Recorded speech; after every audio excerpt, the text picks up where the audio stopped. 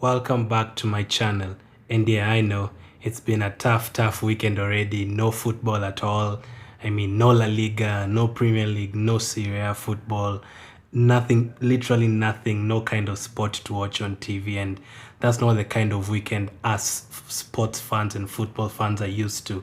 I know there are a couple of weekends here and there where you normally have international break, or sometimes games are postponed, or like just like a month ago the teams had gone out on a break, mid-season break, and you stay without games. But this is like the first weekend since the games were postponed until next month, and I wonder how you're actually gonna get to next month. It's really tough to have 1 month without any kind of football, and you don't even know if it's only gonna be 1 month or more than that.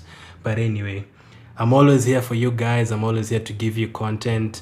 And I decided, well, there are no games, no player ratings, no previews, no reviews being done right now. So, and of course, the news that broke out the other day about Arteta and the team, I was like, you know what?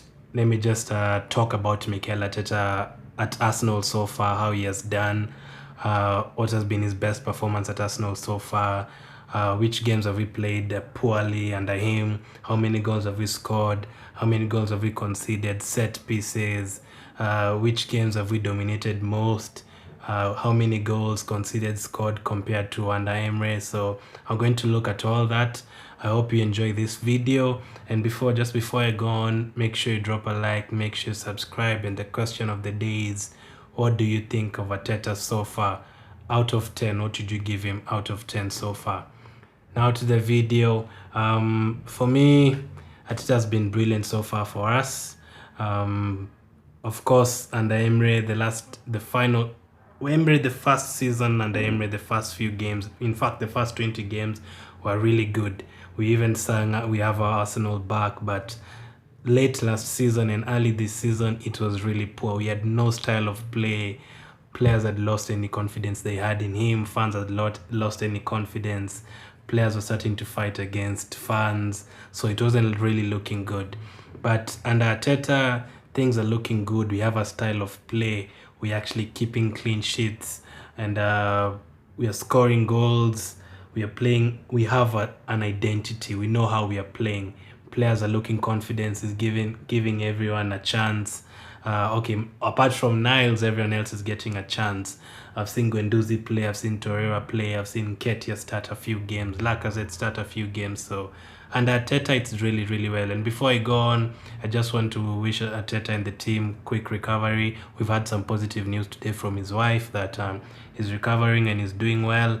And to everyone else who's affected, I hope everyone recovers and we have our football games back. So Arteta, I'm going to do a quick recap on the results we've had under him. Of course, we've played 15 games under Arteta, 10 in the Premier League and 5 in the Europa League and FA Cup.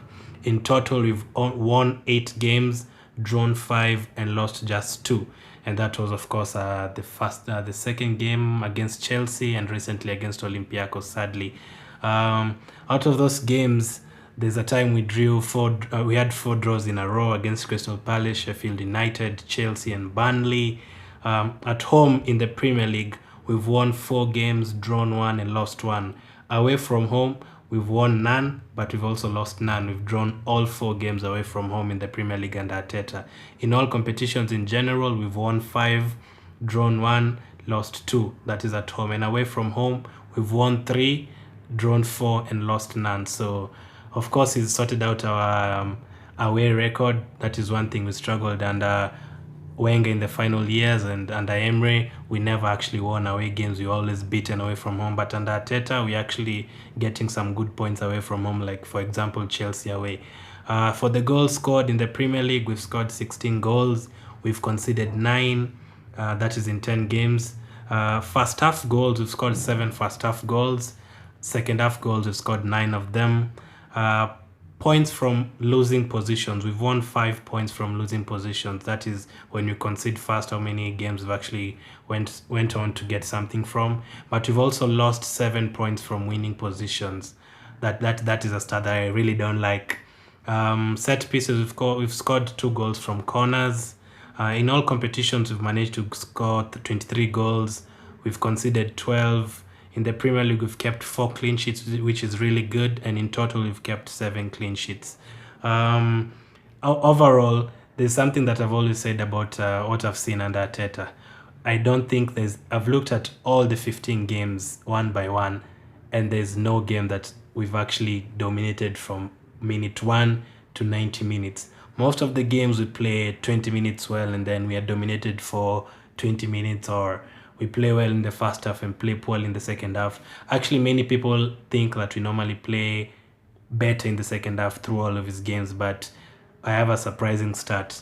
Actually, they're all equal. The number of games which we've played well in the first half and poorly in the second half and vice versa are actually equal. Let me go through them. The first game under Arteta, Bournemouth against Arsenal. Bournemouth kind of dominated us in the first half. We didn't have any shots, but in the second half we picked it up and scored a goal. The second game against Chelsea, we totally dominated in the first half, but Chelsea managed to get those 2 late goals in the second half. Against Man U, started very brightly, scored 2 goals, but in the second half we just managed the game and won 2-0. Against Leeds, the first half against Leeds was awful. I think they had around 15 shots at our goal and we had like 2. So we picked it up in the second half and managed to get a goal. Against Crystal Palace, we played well in the first half, got an early goal, but never managed to get a second goal, and we let them equalize in the second half, and Aubameyang got a red card in that game, of course. Sheffield, we were okay in the first half, got a goal, but we let them back into the game in the second half. Chelsea, we got a red card early on. The first half, we were poor, of course, but in the second half, we also dominated, but we managed to get 2 goals out of nowhere. Bournemouth in the FA Cup, we played well in the first half, scored 2 goals, but in the second half, we started to manage the game, started to make substitutions, and then Bournemouth scored later on. Could have been a disaster, could have ended 2-2. Burnley against Arsenal, we played well in the first half, but not well in the second half. You remember when Jay Rodriguez hit the bar, and he should have scored for them. Against Newcastle, we played poorly in the first half, went 0-0 at the break, scored 4 goals in the second half. Olympiacos in the first leg played well in the second half. Everton played well in the first half, scored 2 goals. In the second half, Richarlison and Calvert-Lewin had dozens of chances. Olympiacos at home, that is a game I really don't like to talk about because I thought like we underestimated them when we played poorly the entire game. Portsmouth, we played well in the second half, better than the first half. And West Ham should have scored against us a couple of goals in the first half or even in the second half, but we picked up our game in the second half and Lacazette got the winner.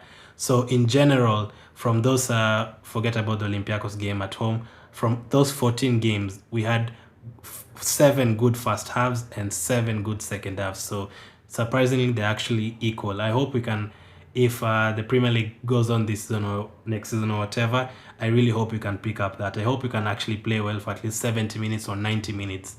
The best performance for me this season has to be the Man U game, the 2-0 win. We started that game with really, really good intensity. And in the second half, we didn't let them have any shots. Chelsea away, having 10 men away to Chelsea, we managed to get 2 goals and got a draw from that game, got a point, and we never let them score. The last time we got a red card at Chelsea, okay, we've always gotten a lot of red cards at Chelsea, but I remember the 6-0, we got a red card early on and we conceded 6. Every time we get a red card or we go a man down, we always lose our stuff. So even against Bayern Munich, I remember Koscielny got a red card and we ended up conceding 5 goals. So we never ever look good with red cards and stuff, especially away to this big team. So those 2 performances stand out for me.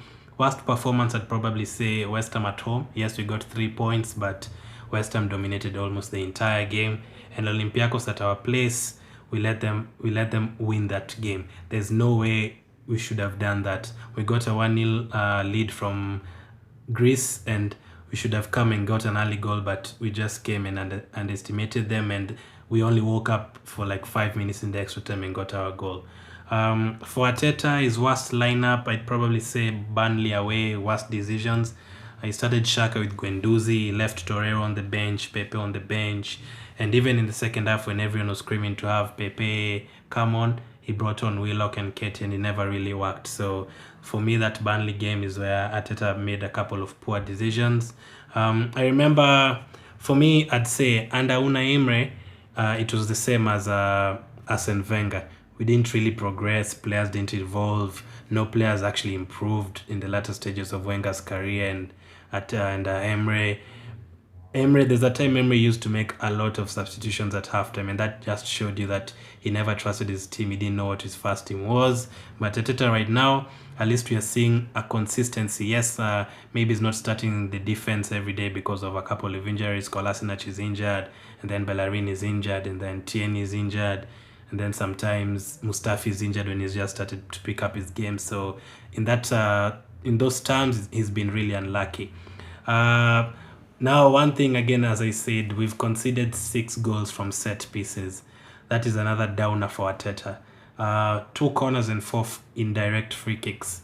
I remember Chelsea, when Jorginho should have gotten a red card, he ended up scoring a free kick against us, or from a free kick. At their place also, Azpilicueta scored from a free kick. You remember Everton scored twice against us from set pieces. Olympiacos twice from set pieces. So there's something that is not right there, and we really need to work on. Now I want to take a look at the short stats, statistics for the shots on target and possessions. So a quick recap on the shots and shots on target for his 15 games. Against Bournemouth, we had 17 shots, 2 on target. We allowed them 12 shots and 4 on target. We had 61% possession. Chelsea, at the Emirates, we had 7 shots, 2 on target. We allowed them 13 shots, 4 on target, 42% possession in that game for us. Against Man U at home, we had 10 shots and 4 on target. They also had 10 shots and 4 on target, but I never really felt like Man U would have scored in that game. We had 48% possession. Against Leeds at home, we had 16 shots, 5 on target. They had 18 shots and 6 on target, so they were really unlucky not to get something from that game that day. 41% possession for us. Crystal Palace away, of course, we got a red card, but we managed 7 shots and 4 on target. 58% possession. We allowed them 6 shots and 3 on target. Against Sheffield United at home, we had 11 shots, 4 on target. They had 12 shots, 4 on target. We had 61% possession. Chelsea at Stamford Bridge, we only had 2 shots and 2 shots on target and 2 goals. So we stole one from there. They had 19 shots on 8 on target. 59% possession for us actually. Bournemouth, we had 7 shots, 3 on target, 60% possession for us. We had 7 shots and we had 7 shots and they also had 7 shots and 2 on target for them. Burnley at home, we had 13 shots and 2 on target. They had 15 shots, 2 on target, 58% possession for us. Newcastle, 15 shots, 7 on target. They had 10 shots, 2 on target. Olympiacos, 12 shots, 3 on target. They had 11 shots and 2 on target. Everton at home, we had 9 shots, 4 on target. They had 17 shots, 5 on target. Olympiacos at home, we had 19 shots, 4 on target. Most of them probably in extra time. They had 12 shots, 4 on target. Portsmouth, of course, we had 15 shots, 4 on target. We dominated possession 74%. They had 11 shots and only 1 on target. West Ham United, we had 9 shots, 2 on target. They had 14 shots, 6 on target. We had 69% possession. The only other game that the other team dominated us in possession was Olympiacos away. So in total, here's another crazy stat. In total, we've had 169 shots, 52 shots on target, and the opposition have had 187 shots and 57 shots on target.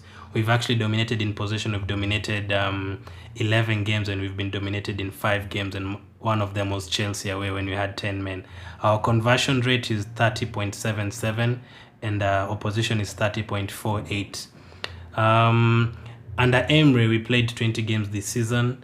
We scored 40 and conceded 29. That is scoring 2 a game and conceding 1.45 a game. We managed 5 clean sheets.